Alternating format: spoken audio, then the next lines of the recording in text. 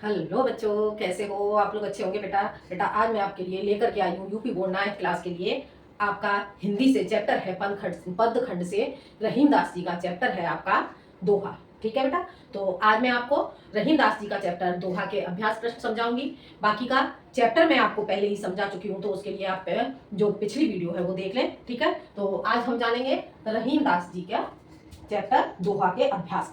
ठीक है बेटा, देखते हैं हम क्या जानेंगे। हम रहीम दास जी का चैप्टर है रहीम। ठीक है। रहीम दास जी का चैप्टर है आपका दोहा। ठीक है बेटा, दोहा। तो आज हम जानते हैं दोहा के अभ्यास प्रश्न। क्या जानेंगे? अभ्यास प्रश्न। अभ्यास प्रश्न। ठीक है बेटा, जानते हैं हम दोहा के अभ्यास प्रश्न। देखो क्या कहते हैं रहीम दास जी। अपनी अपनी बुक खोल लो बेटा, और बुक में आप इसके अभ्यास प्रश्न हैं उन्हें आप देखेंगे। क्वेश्चन होगा आपका, दिए गए गद्यांशों पर आधारित प्रश्नों के उत्तर दीजिए। क्या क्वेश्चन होगा आपका? दिए गए पद्यांशों के आधार पर। ठीक है। पद्यांश जो दोहा है उसे क्या पद में लिया जाएगा। ठीक है। तो दिए गए पद्यांशों पर आधारित प्रश्नों के उत्तर दीजिए। ठीक है। तो देखते हैं इनका पहला काखंड। काखंड में कौन सा दोहा है इनका? देखो इसमें काखंड में आपका पहला दोहा है बेटा। आप संपूर्ण व्याख्या समझने के लिए, इन दोहों को ठीक प्रकार से समझने के लिए पिछली वीडियो देखेंगे। ठीक है। और यहाँ पे मैं आपको अभ्यास प्रश्न बताऊंगी, तो जल्दी जल्दी ही बताऊंगी, शॉर्ट में ही बताऊंगी। पूरे दोहे की मैं आपको जो व्याख्या है वो नहीं बताऊंगी। ठीक है। उसके लिए मैं आपको पहले ही वीडियो डाल चुकी हूँ। ठीक है। तो देखते हैं क्या कह रहे हैं यहाँ पे रहीम दास जी। रहीम दास जी का दोहा है, जो रहीम उत्तम प्रकृति। क्या कहते हैं रहीम दास जी? जो रहीम उत्तम प्रकृति का कर सकते कुसंग, चंदन विष व्यापत नहीं, लिपटे रहत भुजंग रहीमा, लिपटे रहत भुजंग। अब क्या कह रहे हैं देखो यहाँ पे रहीम दास जी। क्वेश्चन देखते हैं इनके। क्वेश्चन क्या है? प्रस्तुत पद्यांश का संदर्भ लिखिए। पहला क्वेश्चन आपका क्या हो गया? प्रस्तुत पद्यांश का संदर्भ लिखिए। सबसे पहले आप इसे किस तरह से एग्जाम में लिखोगे ये आप समझ लेते हैं। जो रहीम और रहत भुजंग। ठीक है। जो रहीम का खंड आप कर रहे हैं। का खंड में जो रहीम, जो रहीम। ठीक है। तो लास्ट में आप लिखोगे इसका भुजंग। भुजंग। ठीक है। भुजंग किसे कहते हैं? सर्प के लिए। ठीक है। तो फिर आप इस तरह से करेंगे। अब आपका क्या क्वेश्चन था? पहला पहला क्वेश्चन आपका, पहला क्या था क्वेश्चन आपका? इसका आंसर लिखोगे आप। क्या है? प्रस्तुत पद्यांश का संदर्भ लिखिए। अब इसे कैसे लिखोगे आप देखते हैं। देखो प्रस्तुत पद्यांश, प्रस्तुत पद्यांश हमारी हमारी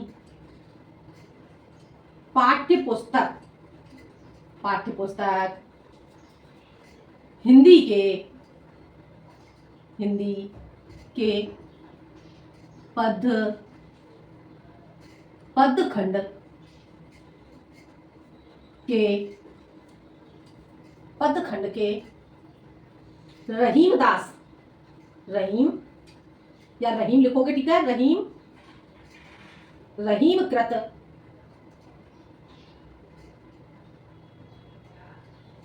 कृत, रहीम कृत दोहा,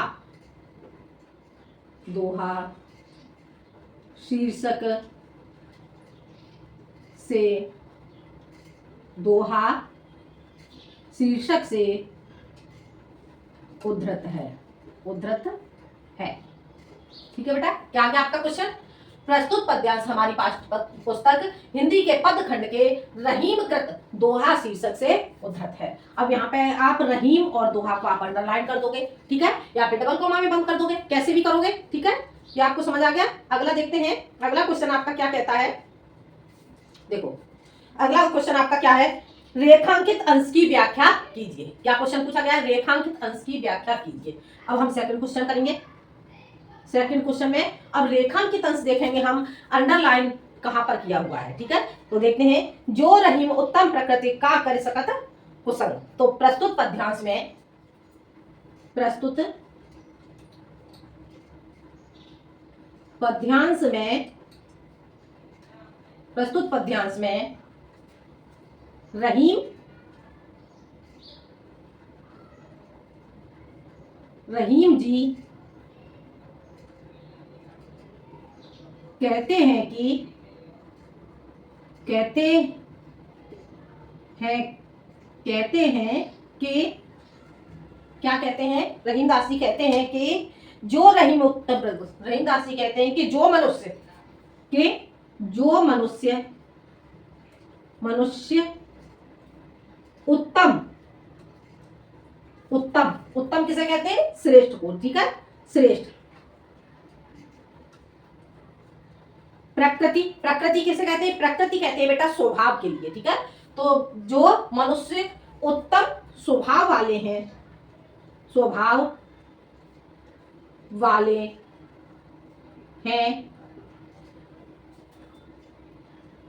उनका बुरी या उन पर, ऐसे लिखो, स्वभाव वाले हैं उन पर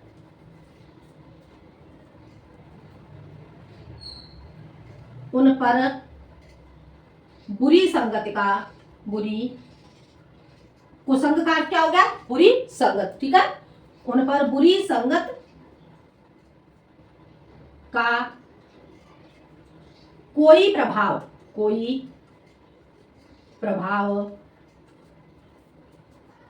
नहीं पड़ता। आगे समझ में। रहीमदास जी क्या कहते हैं, प्रस्तुत पद्यांश में रहीम जी कहते हैं कि जो मनुष्य श्रेष्ठ स्वभाव वाले हैं उन पर बुरी संगत का कोई प्रभाव नहीं पड़ता, ठीक है। अर्थात वह बुरी संगत में भी रहने पर ही श्रेष्ठ स्वभाव वाले ही रहते हैं, ठीक है बेटा। आगे समझ में। ये आपका रेखांकित अंश का उसी प्रकार से जिस प्रकार से अब आगे की जो लाइन है उसका अर्थ है उसी प्रकार से जिस प्रकार से चंदन के वृक्ष पर सर्प लिपटे हुए रहते हैं और चंदन का वृक्ष विषैला नहीं होता है, ठीक है। उसी तरह से जो श्रेष्ठ स्वभाव वाले मनुष्य होते हैं, श्रेष्ठ स्वभाव वाले मनुष्य को संगत में रहने के बावजूद भी, अर्थात बुरी संगत में रहने के बावजूद भी श्रेष्ठ स्वभाव वाले ही होते हैं। आगे बेटा समझ में। ये हो जाता है आपका रेखांकित अंश की व्याख्या, ठीक है। अगला क्वेश्चन आपका क्या है, अगला देखो, भुजंग के 4 पर्यायवाची लिखो, ठीक है। क्या है, भुजंग के 4 पर्यायवाची लिखो, ठीक है। तो भुजंग किसे कहते हैं बेटा, भुजंग अभी मैंने आपको बताया था किसे कहते हैं, सर्प को, सर्प। और क्या कहते हैं, नाग। और क्या कहते हैं, विषधर। और क्या कहते हैं इसे, ब्याल, ठीक है बेटा। ये आपके हो जाते हैं 4 पर्यायवाची सर्प के। क्या क्वेश्चन था आपका, भुजंग के 4 पर्यायवाची शब्द लिखो, ठीक है। तो आपके हो गए सर्प, नाग, विषधर, ब्याल। और नाग भी कहते हैं इसे, नाग लिख दिया मैंने, ठीक है। सर्प, इसे सांप भी कहते हैं, चलो सांप और लिख लो, सांप, ठीक है बेटा। तो ये आपके हो जाते हैं सर्प के पर्यायवाची, ठीक है। तो ये आपका जो काखंड था, काखंड कंप्लीट हो जाता है। अब हम बढ़ते हैं बेटा आगे, अगला देखते हैं हम, अगला देखेंगे बेटा हम।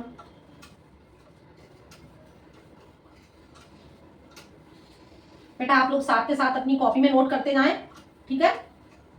देखो अगला क्या है आपका, खाखंड। खाखंड क्या है आपका, देखते हैं। खाखंड में क्या कहते हैं रहीम जी, टूटे सुजन मनाइए जो टूटे 100 बार, टूटे सुजन मनाइए जो टूटे 100 बार, रहीमन फिर पोइए टूटे मुक्ताहार, रहीमा टूटे मुक्ताहार। अब क्या कह रहे हैं यहाँ पे रहीमदास जी, टूटे सुजन मनाइए। टूटे अर्थात जो सज्जन मनुष्य होते हैं, जो सज्जन व्यक्ति होते हैं, यदि वे 100 बार रूठ जाएं फिर भी हमें 100 बार उन्हें मना लेना चाहिए। उसी प्रकार से जिस प्रकार से मोतियों की माला टूट जाने पर उसे हम बार बार पिरो सकते हैं, बार बार मोतियों की माला को पिरोया जा सकता है, उसी तरह से जो सज्जन मनुष्य होते हैं, सज्जन मनुष्य यदि 100 बार रूठ जाते हैं फिर भी हमें सज्जन मनुष्यों को मना लेना, 100 बार ही मना लेना चाहिए। आगे समझ में। तो ये आपका जो दोहा है, अब इसके हम क्वेश्चन देखते हैं। पहले हम देखते हैं इसे, टूटे सुजन, टूटे सुजन, और लास्ट में आप क्या लिखेंगे, मुक्ताहार। आगे बेटा समझ में, मुक्ताहार। अब इसके क्वेश्चन देखेंगे बेटा। इसके पहला क्वेश्चन आपका क्या है, उपर्युक्त पद्यांश का संदर्भ लिखिए। यह क्वेश्चन मैंने अभी आपको समझाया था, जो पहले वही रहेगा संदर्भ इसका, ठीक है। अब अगला, रेखांकित अंश की व्याख्या कीजिए। सेकंड वाला देख लेते हैं हम, रेखांकित अंश की व्याख्या कीजिए। पहला क्वेश्चन आपका वही हो जाएगा, ठीक है। अगला, इसमें टूटे सुजन बनाइए जो टूटे 100 बार। अभी अभी मैंने आपको इसका अर्थ बताया था, बाकी आप व्याख्या वाला वीडियो देख लेंगे, वहां से आप इसे ठीक प्रकार से समझ लेंगे, ठीक है। तो इसे कैसे लिखेंगे, प्रस्तुत पद्यांश में,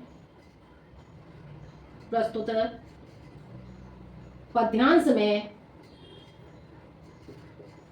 रहीम जी, रहीम जी कहते हैं कि टूटे सुजन बनाइए, कहते हैं कि रूठे हुए यदि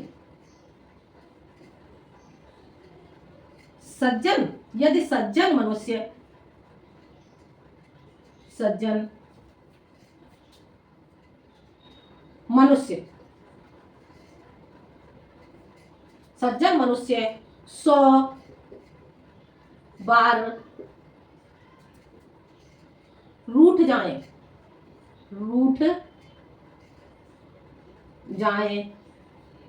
तो उन सज्जन व्यक्तियों को 100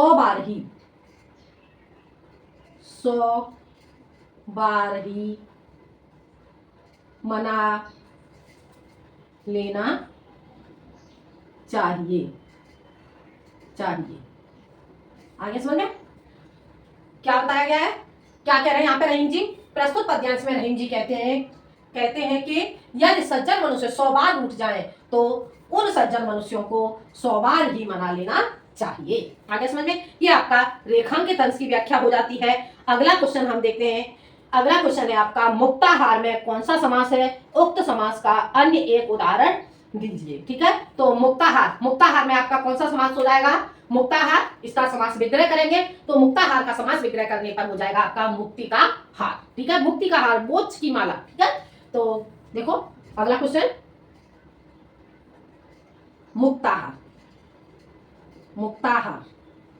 मुक्ताहार में आपका कौन सा समास हो जाएगा, मुक्ताहार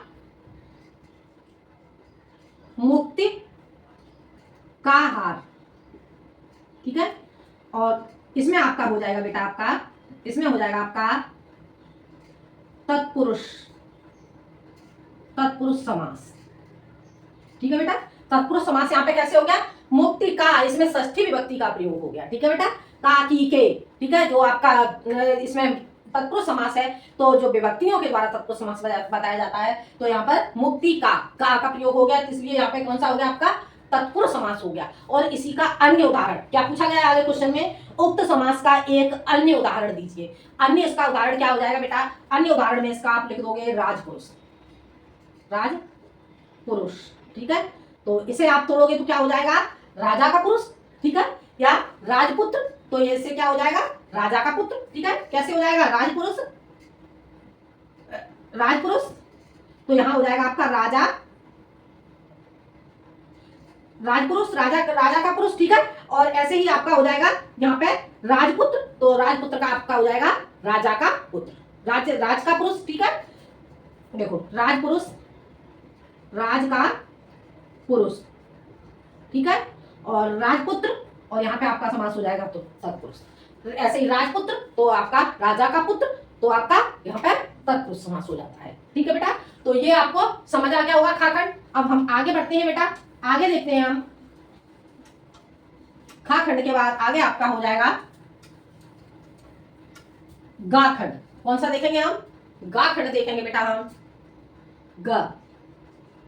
गाखंड में आपका बेटा कौन सा है, कहे रहीम संपत्ति सगे बनत बहुत बहु भांत। क्या कह रहे हैं, देखो यहाँ पे रहीम दास जी, कहे रहीम संपत्ति सगे बनत बहुत बहु भांत बहुरीत विपत्ति कसौटी जो कसे ते ही सांचे मृत रहीमा ते ही सांचे मृत। अब यहाँ पे क्या कह रहे हैं, कहे रहीम संपत्ति सगे।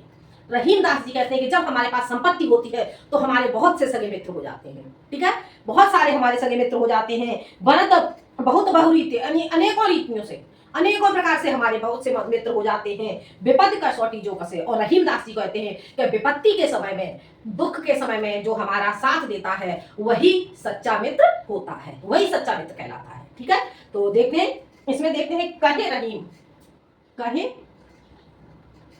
रहीम, कहे रहीम, और आगे आपका क्या हो जाएगा इसके बाद, कहे रहीम मीत।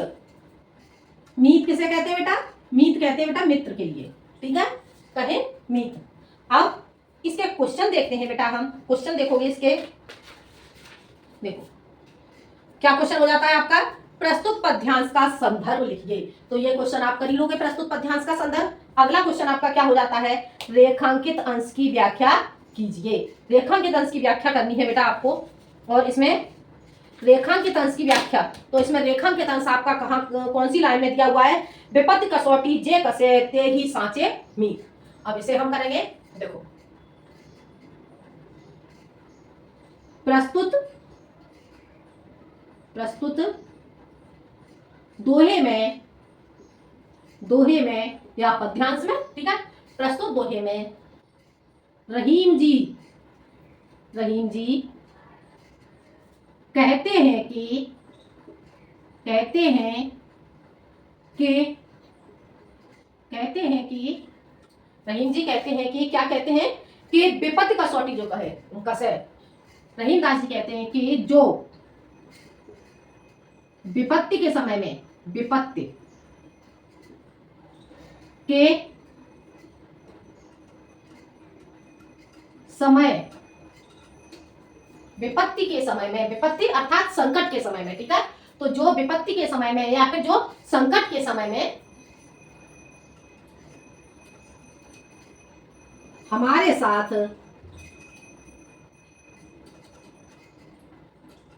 रहता है,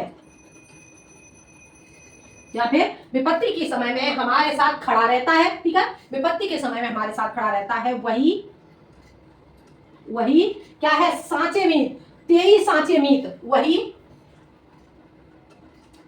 वही सच्चा, सच्चा मित्र है। ठीक है, वही सच्चा मित्र होता है। क्या कह रहे हैं, प्रस्तुत दोहे में रहीमदास जी कहते हैं कि जो विपत्ति के समय में हमारे साथ रहता है वही हमारा सच्चा मित्र है। आगे समझ में, ये आपका पद्यांश का रेखांकित अंश का अर्थ हो जाता है। अगला क्वेश्चन है आपका बेटा, अगला क्वेश्चन क्या पूछा गया है आपसे, थर्ड वाला, देखते हैं क्वेश्चन, क्वेश्चन क्या है आपका थर्ड वाला, देखो मीत का तत्सम शब्द लिखिए। अब आपको मीत का तत्सम शब्द लिखना है, तो मीत का तत्सम मैंने अभी क्या बताया था आपको, मीत, मीत, मीत का तत्सम आपका हो जाएगा मित्र। ठीक है बेटा, तो ये इस तरह से आपका जो गा खंड है, आपका गा खंड कंप्लीट हो जाता है। ये आपको समझ में आ गया होगा गा खंड, ठीक है। तो अब हम बढ़ते हैं बेटा आगे, आगे देखते हैं बेटा हम, अब देखते हैं हम आगे घा खंड, घ, घा, घा खंड में क्या पूछा गया है बेटा, देखते हैं। दीन सबन को लखत है, दीन है लखे न को, दीन सबन को लखत है, दीन लखे न कोय, जो रहीम दीन लखे, दीन बंधु सम होए, रहीमा दीन बंधु सम होए। अब यहाँ पे क्या कह रहे हैं, देखो रहीमदास जी, दीन सबन को लखत है, यानी कि जो दीन व्यक्ति होता है, दीन व्यक्ति सभी मनुष्यों को देखता है। किसे देखता है दीन व्यक्ति को, जो समर्थ व्यक्ति होते हैं, जो धन संपन्न व्यक्ति होते हैं, उन्हें जो दीन व्यक्ति है, दीन व्यक्ति देखता है, इस उम्मीद से देखता है कि जो धन संपन्न व्यक्ति है, जो समर्थ व्यक्ति है, वो उनकी सहायता करेंगे। ठीक है, तो दीन व्यक्ति दीन लख है ना कोई, परंतु जो समर्थ व्यक्ति होते हैं वो दीन व्यक्ति को नहीं देखते हैं। ठीक है, वो दीन को नहीं देखते हैं। और जो रहीम दीन लखे, रहीमदास जी कहते हैं कि जो मनुष्य दीन व्यक्ति को देखता है वह कैसा होता है, वह व्यक्ति दीन बंधु के समान होता है, अर्थात वह व्यक्ति ईश्वर के समान होता है। आगे समझ में, तो ये इस तरह से रहीमदास जी कहते हैं। आगे अब हम इसके क्वेश्चन जानेंगे, पहले हम देख लेते हैं दीन सबन और सम हुए। दीन, दीन सबन, और आगे आपका हो जाएगा सम हुए, सम हुए। ठीक है बेटा, इस तरह से आप लिखोगे दीन सबन सम हुए। ठीक है, अब हम इसके क्वेश्चन देखेंगे। अब इसमें क्वेश्चन है आपका, पहला क्वेश्चन आपका क्या पूछा गया है यहाँ पे, पहला क्वेश्चन देख पूछा गया इसमें, प्रस्तुत पद्यांश का संदर्भ लिखिए, सेम वही हो जाएगा ये क्वेश्चन। अगला रेखांकित अंश की व्याख्या कीजिए, तो रेखांकित अंश की व्याख्या करेंगे बेटा। तो देखते हैं अगला, देखो प्रस्तुत पद्यांश में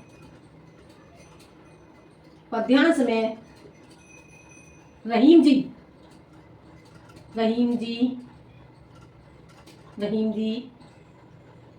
कहते हैं कि क्या कहते हैं, दीन सबन को लखत है। कहते हैं कि दीन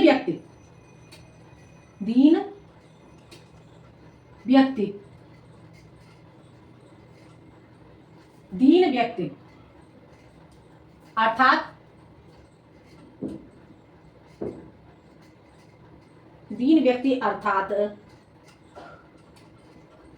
जो मनुष्य गरीब होता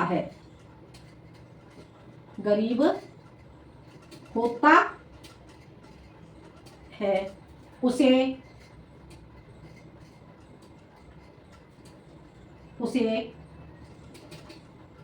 सभी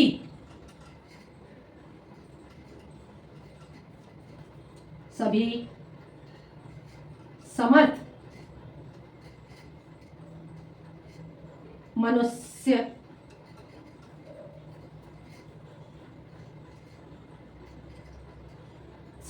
मनुष्य इस उम्मीद के साथ दिखाई देते हैं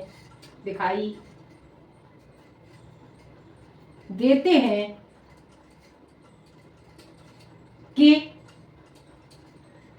वे उसकी सहायता करेंगे,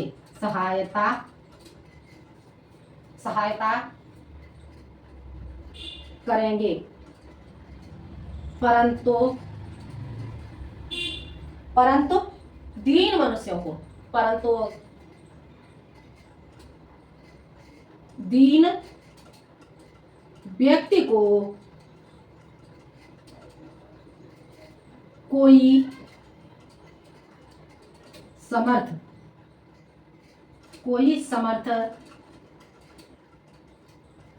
मनुष्य नहीं देखता है।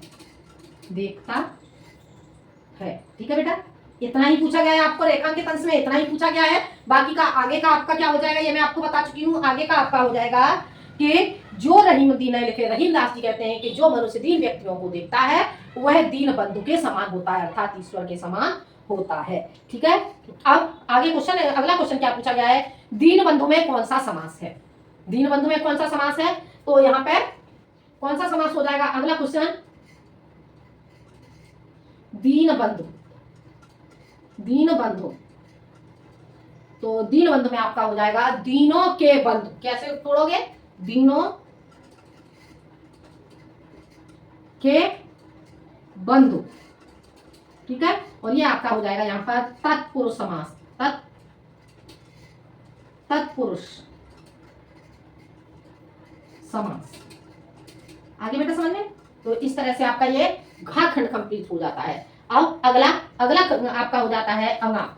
ये आपको इतना समझ में आ गया होगा बेटा, सभी अपनी कॉपी में नोट कर लें। ठीक है, आगे देखते हैं हम।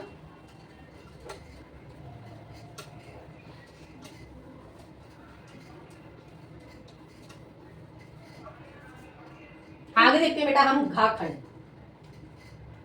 घाखंड तो आपका कंप्लीट हो गया। अब देखते हैं अंगा।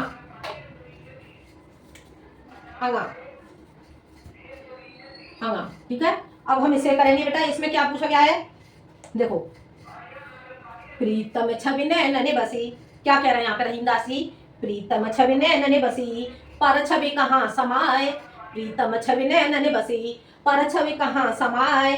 भरी सराय रहीम लखे पथिक आपो फिर जाए, रहीमा पथिक आपो फिर जाए। अब यहाँ पे क्या कह रहे हैं, क्या रहीमदास जी कहते हैं, प्रीतम छवि नयन बसी, हमारे नेत्रों में तो ईश्वर की छवि समा चुकी है, हमारे नेत्रों में तो ईश्वर की छवि अर्थात ईश्वर का रूप समा चुका है। और पर छवि कहाँ समाए, अब इन नेत्रों में दूसरी कोई छवि नहीं समा सकती है, अर्थात दूसरा कोई इन नेत्रों को नहीं भा सकता है। और भरी सराय रहीम लखे, रहीमदास जी कहते हैं कि भरी सराय, सराय के किसे कहते हैं बेटा, सराय कहते हैं यात्रियों के जो रुकने का स्थान होता है उसे हम कहते हैं सराय, ठीक है। तो रहीमदास जी कहते हैं कि भरी सराय को देख करके जो वहां पर अन्य रुकने वाला व्यक्ति आता है वह भरी सराय को देख करके और वहां से वापस लौट जाता है, अर्थात वहां पर उसके रुकने के लिए स्थान नहीं होता है तो वह स्वयं ही वापस लौट जाता है। उसी तरह से हमारे नेत्रों में यदि ईश्वर की छवि बसी हुई है तो वहां पर अन्य कोई आता है तो वो देखते ही वहां से वापस लौट जाता है,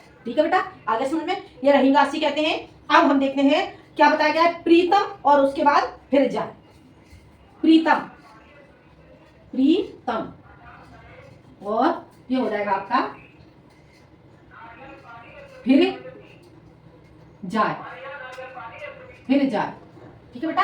आगे समझ में, इस तरह से करोगे। अब इसके हम क्वेश्चन करेंगे, इसके क्वेश्चन, क्या क्वेश्चन पूछा गया है आपसे, पहला क्वेश्चन, प्रस्तुत पद्यांश का संदर्भ लिखिए, ये क्वेश्चन आप कर ही लोगे। अगला क्वेश्चन है रेखांकित अंश की व्याख्या कीजिए, रेखांकित अंश की व्याख्या कीजिए। तो प्रस्तुत दोहे में रहीम जी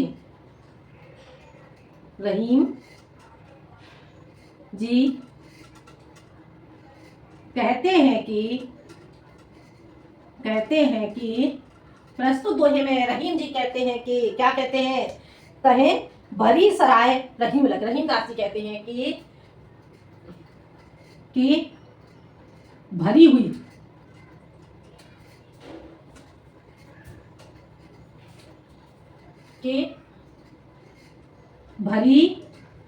हुई सराय, और सराय किसे कहते हैं, यात्रियों के रुकने का स्थान। देखा होगा बेटा, जैसे कि मान लो किसी तीर्थ यात्रा के लिए, जैसे कि मान लो मथुरा वृंदावन है, ठीक है, या जैसे आजकल श्याम बाबा का है, कहीं पर भी जैसे कुछ यात्री रुकने के लिए जाते हैं तो वहां पर वो क्या करते हैं, कोई धर्मशाला वगैरह या कोई होटल वगैरह देख करके वहां पर रुकते हैं, ठीक है। तो जैसे कोई व्यक्ति वहां पर पहुंचा और उसने देखा कि धर्मशाला में सभी रूम बुक हैं और उन्हें कहीं कोई रूम नहीं मिल रहा है तो वो वहां से देख करके वापस लौट जाते हैं, ठीक है। तो वही यहाँ पर ये रहीमदास जी कहते हैं कि भरी हुई सराय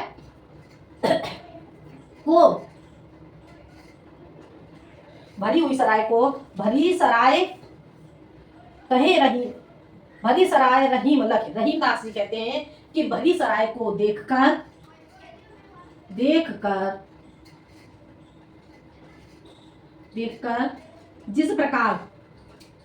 जिस प्रकार व्यक्ति वापस लौट जाता है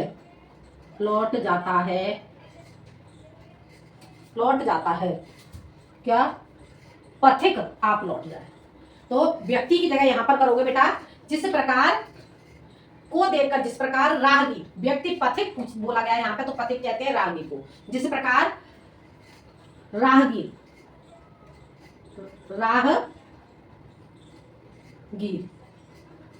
वापस लौट जाता है। आपका इतना ही पूछा गया है इसमें, अंडरलाइन रेखांकित अंश की व्याख्या कि भरी सराय रहीम लखे पथिक आप फिर जाए, वापस लौट जाता है। उसी प्रकार आगे लिखना चाहो लिख दो, उसी प्रकार नेत्रों में ईश्वर को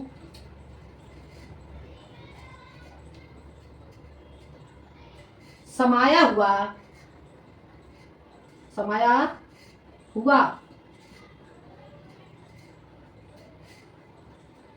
देख कर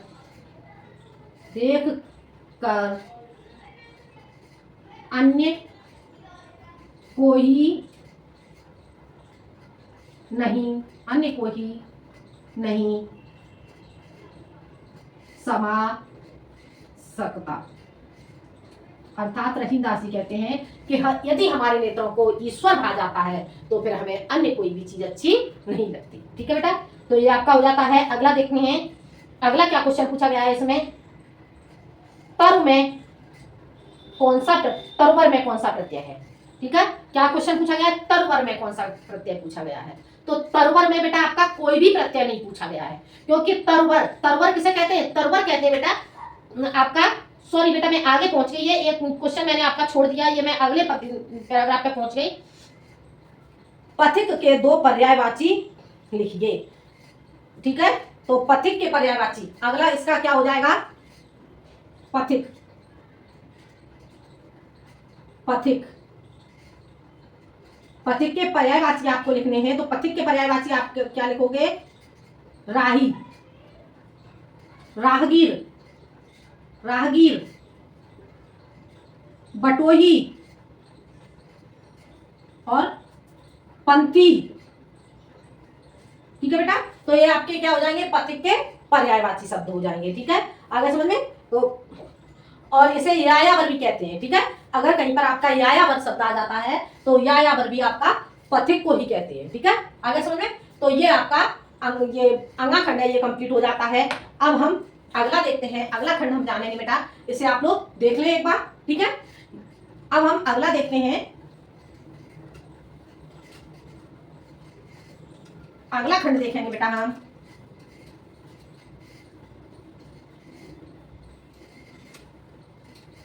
देखो अगला क्या है, चाखंड। च में क्या पूछा गया है, च में देखते हैं बेटा क्या कहते हैं रहीमदास जी, तरवर फल नहीं खाते हैं, सरवर पिए न पान। क्या कहते हैं, तरवर फल नहीं खाते हैं, सरवर पिए न पान, कहे रहीम पर काज हित, संपत्ति संचय सुजान। अब यहाँ पे क्या कह रहे रहीमदास जी, तरवर फल नहीं खाते हैं। तरवर किसे कहा गया है बेटा, तरवर कहा गया है वृक्ष के लिए। ठीक है, तो वृक्ष तरवर फल नहीं खाते, वृक्ष अपने फल को स्वयं नहीं खाता है, तो तरवर फल नहीं खाते हैं, वृक्ष अपने फल को स्वयं नहीं खाता है। और सरवर पिए न पान, जो सरोवर है अर्थात जो तालाब है वो अपने पानी को स्वयं नहीं पीता है। और कहे रहीम पर काज हित, रहीमदास जी कहते हैं कि दूसरों के कार्य के लिए ही, दूसरों के कार्य के लिए ही जो सज्जन व्यक्ति होते हैं, अर्थात दूसरों के हित के लिए ही जो सज्जन व्यक्ति होते हैं, वे संपत्ति का संचय करते हैं, धन का अर्जन करते हैं। आगे समझ में, तो देखते हैं, अब हम इसके क्वेश्चन देखते हैं। पहले हम देख लेते हैं तरवर, और लास्ट में आपका क्या हो जाएगा, तरवर के बाद लास्ट में आपका हो जाएगा सुजान, सुजान। ठीक है बेटा, ये आपका हो जाता है। अब इसमें पहला क्वेश्चन आपका सेम वही हो जाता है। पहला क्वेश्चन क्या है, उपर्युक्त पद्यांश का संदर्भ लिखिए। तो ये क्वेश्चन बेटा आप कर ही लोगे, उपर्युक्त पद्यांश का संदर्भ। ठीक है, अगला क्या पूछा गया है, रेखांकित अंश की व्याख्या कीजिए। तो ये देखेंगे हम, रेखांकित अंश की व्याख्या, प्रस्तुत पद्यांश में रहीम जी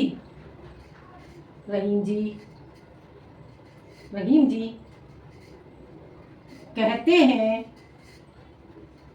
कि, क्या कहते हैं, रहीम जी कहते हैं कि कहे रहीम पर काज हित, संपत्ति संचय सुजान। रहीमदास जी कहते हैं कि जो सज्जन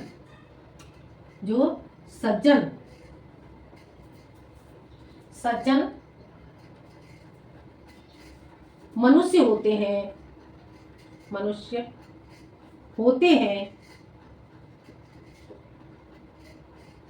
सज्जन मनुष्य होते हैं, वे दूसरों के हित के लिए ही धन का अर्जन करते हैं। आगे समझ में, क्या कहते हैं, प्रस्तुत पद्यांश में रहीम जी कहते हैं कि जो सज्जन मनुष्य होते हैं वे दूसरों के हित के लिए ही धन का अर्जन करते हैं। धन का संचय, अर्जन करना, संचय करना, जमा करना। ठीक है, तो ये आपको समझ आ गया होगा। अगला क्वेश्चन आपका क्या पूछा गया है, तरुवर में कौन सा प्रत्यय है, उक्त प्रत्यय से एक अन्य शब्द बनाए। तो तरुवर में बेटा आपका कोई भी प्रत्यय नहीं है, क्योंकि तरुवर स्वयं ही एक अपना अर्थ है, स्वयं ही तरुवर का अपना एक अर्थ उत्पन्न हो रहा है, तो यहाँ पर कोई भी प्रत्यय नहीं होगा। ठीक है, तो इसका आप क्या लिखोगे, तरुवर में कोई भी प्रत्यय नहीं है। ठीक है, अर्थात तरुवर स्वयं ही अपना अर्थ प्रकट करता है। देखो, तरुवर में कोई प्रत्यय नहीं है, यह स्वयं ही अपना अर्थ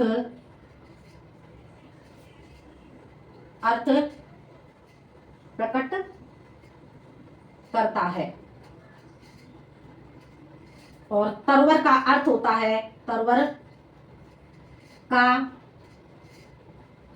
अर्थ है वृक्ष। ठीक है बेटा, वृक्ष या पेड़, ठीक है बेटा।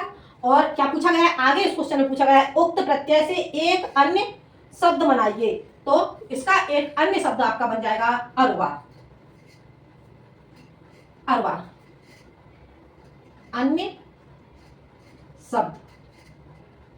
अन्य शब्द बनेगा इसका अरुवार। ठीक है, और अरुवार का अर्थ क्या हो जाएगा आपका, बुधवार। ठीक है, तो ये अर्थ आपका पूछा ही नहीं गया है, इतना ही पूछा गया है, तो आप इतना ही लिखोगे।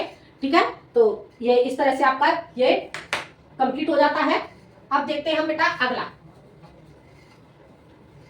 अगला देखते हैं बेटा, ये आप लोगों ने नोट कर लिया बेटा। ठीक है, आगे देखते हैं हम अगला खंड आपका। देखो, अगला खंड आपका क्या हो जाता है, 6 खंड। इसमें रहीमदासी क्या कहते हैं, 6, ये आपका लास्ट है बेटा। ठीक है, क्या कहते हैं यहाँ पे, रहीमदासी कहते हैं। देखो, रहीमदासी यहाँ पे कह रहे हैं, रहीमन ओछे नरन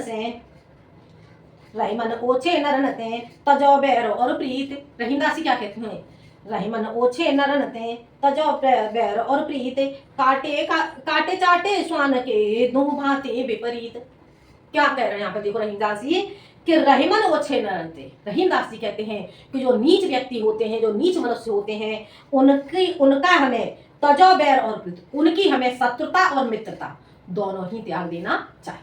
ठीक है, रहीमदासी कहते हैं कि जो नीच व्यक्ति होते हैं, नीच व्यक्तियों की हमें शत्रुता और मित्रता दोनों ही त्याग देनी चाहिए। क्योंकि आगे क्या कह रहे हैं, क्योंकि कहे रहीम काटे चाटे स्वान के। रहीमदासी कहते हैं जो स्वान कहते हैं कुत्ता के लिए, कुत्ता या तो काटे या फिर चाटे, तो काटे चाटे स्वान के दो भांति विपरीत, दोनों ही भांति हमें दुख देने वाला ही होगा। क्योंकि कुत्ता यदि हमें एक जगह पर ही बार बार चाटता रहेगा तो क्या होगा, तो जो हमारे जो रोए होते हैं, रोम छिद्रों के द्वारा जो उसकी लाल ग्रंथियां हैं हमारे शरीर में प्रवेश करेंगी, तो वो हमारे स्वास्थ्य के लिए हानिकारक होंगी। और यदि कुत्ता हमें काटता है तो वह भी हमारे शरीर के लिए हानिकारक होगा।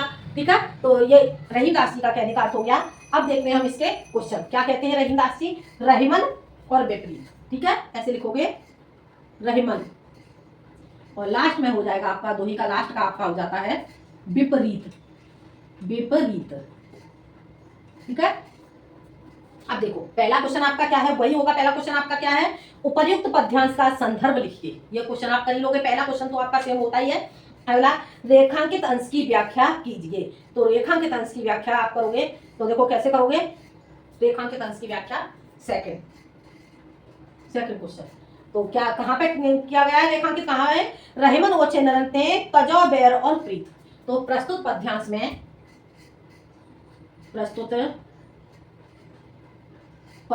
में या दोहे में, ठीक है, प्रस्तुत पद्यांश में प्रस्तुत पद्यांश में रहीम जी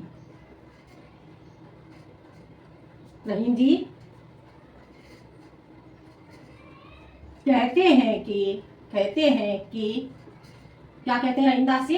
प्रस्तुत पद्यांश में रहीम जी कहते हैं कि रहीमन ओछे नरलते। रहीमदास जी कहते हैं कि नीच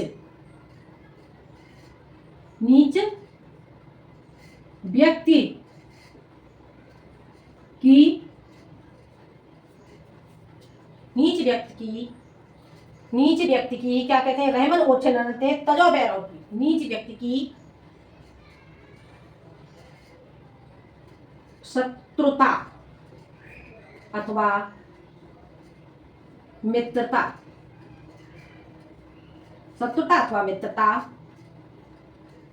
दोनों का ही हमें त्याग कर देना चाहिए क्योंकि ये दोनों ही प्रकार से दुखदायक अर्थात दुख देने वाले, ठीक है, दुखदायक होते हैं, ठीक है, या फिर दुख देने वाले होते हैं। ये आपका हो जाता है बेटा रेखांकित अंश की व्याख्या। अगला आपका क्वेश्चन हो जाता है इसमें, ये लास्ट क्वेश्चन है बेटा आपका इस चैप्टर का। क्या पूछा गया अगला क्वेश्चन? रहीमदास जी कहते हैं इसमें, देखो, श्वान के 3 पर्यायवाची शब्द लिखिए। श्वान के 3 पर्यायवाची, तो श्वान के 3 पर्यायवाची आप लिखोगे तो क्या लिखोगे? श्वान के पर्यायवाची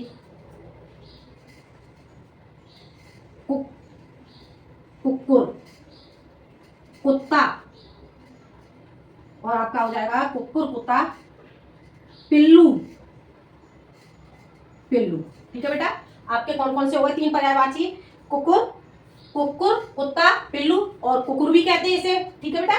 तो ये आपके हो जाते हैं श्वान के पर्यायवाची, ठीक है। तो ये था बेटा आपका रहीमदास जी का चैप्टर दोहा, ठीक है। तो दोहा के जो अभ्यास प्रश्न थे बेटा, दोहा के अभ्यास प्रश्न आपको समझ में आ गए होंगे, ठीक है बेटा। आपको वीडियो पसंद आए तो लाइक करें, शेयर करें और सब्सक्राइब करें। मिलते हैं हम अगले वीडियो में एक नए टॉपिक के साथ। बेटा आप कमेंट में हमें जरूर बताएं कि आपको कोई प्रॉब्लम तो नहीं आ रही इस चैप्टर को समझने में। अगर कोई प्रॉब्लम है तो आप मुझे कमेंट में बताएं जिसे मैं सॉल्व कर सकूं। तो ये था बेटा आपका चैप्टर, आपको समझ में आ गया होगा। मिलते हैं हम अगले वीडियो में एक नए टॉपिक के साथ। जब तक के लिए धन्यवाद।